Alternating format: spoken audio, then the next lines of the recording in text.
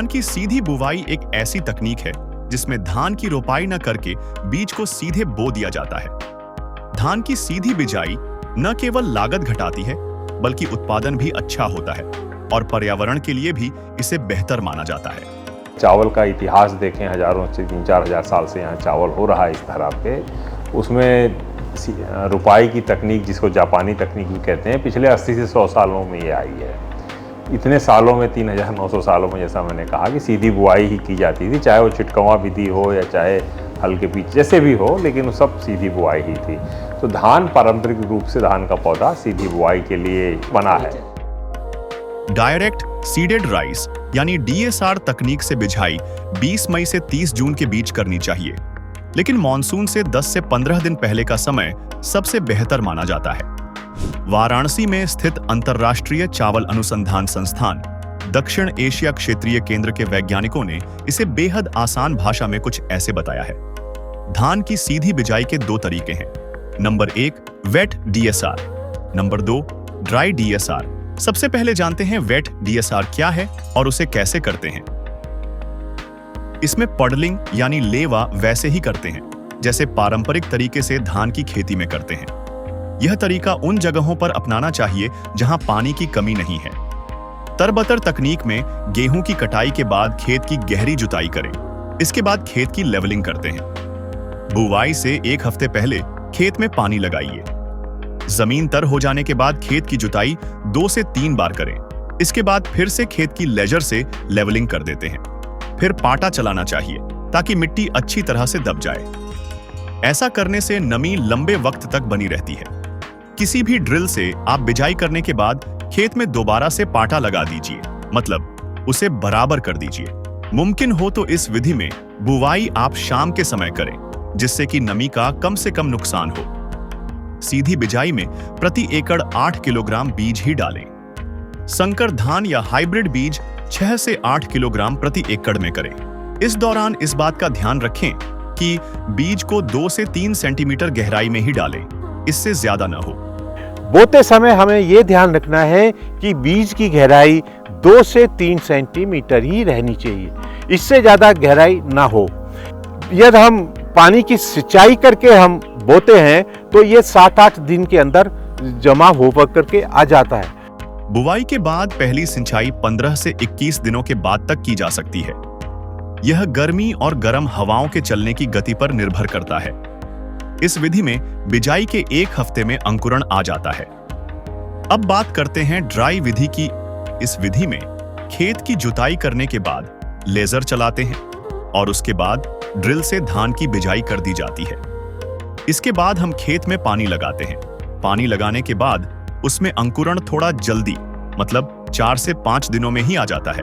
इसमें हमें यह ध्यान रखना चाहिए कि बीज की गहराई तरबतर तकनीक के मुकाबले कम रखनी चाहिए। तो जब सूखे खेत में करते हैं तो उस वक्त भी आपको ये देखना होगा कि आप जो उसकी गहराई रखें वो भी कम ही रखें, क्योंकि उसके बाद फिर पुनः आप पानी लगाएंगे तो पानी के फोर्स के साथ बीज नीचे चला जाता है, जिससे जमाव प्रभावित हो सकता है। तो उस वक्त भी कम से कम 5 सेंटीमीटर से ज्यादा गहराई बीज पर ना रखें।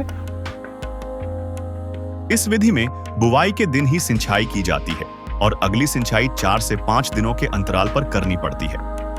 वत्तर DSR विधि से बुवाई करते हैं तो उसमें बुवाई के फौरन बाद प्रति एकड़ में 200 लीटर पानी में पेंडिमेथिलीन 30 EC नाम की दवा 1300 मिलीलीटर मिलाकर उसका छिड़काव करते हैं।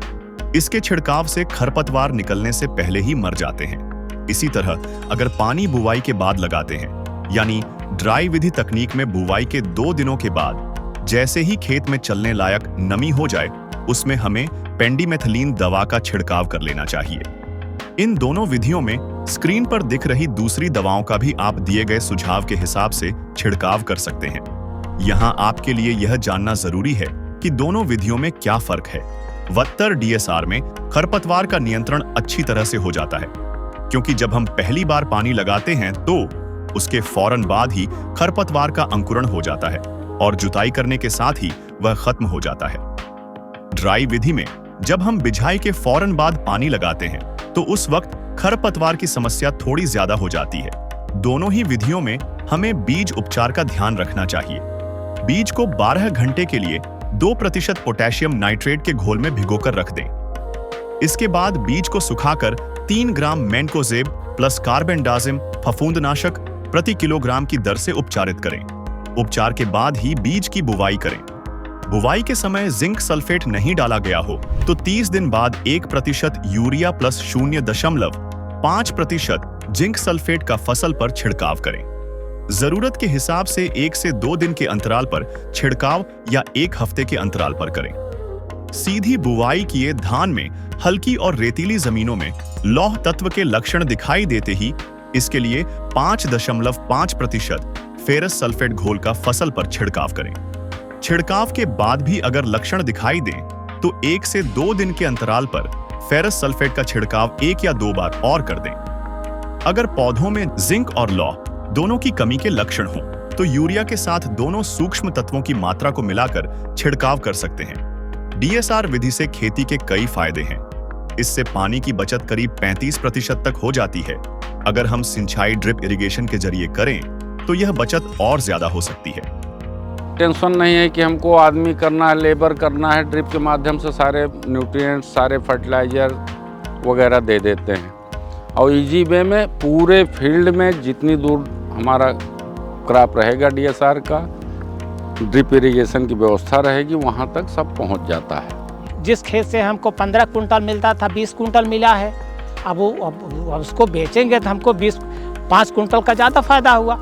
उधर लेबर चार्ज भी कम लगा, सिंचाई भी कम करनी पड़ी, तो इससे हमारी लागत जब कम लगी तो हमको फ़ायदा ही होगा।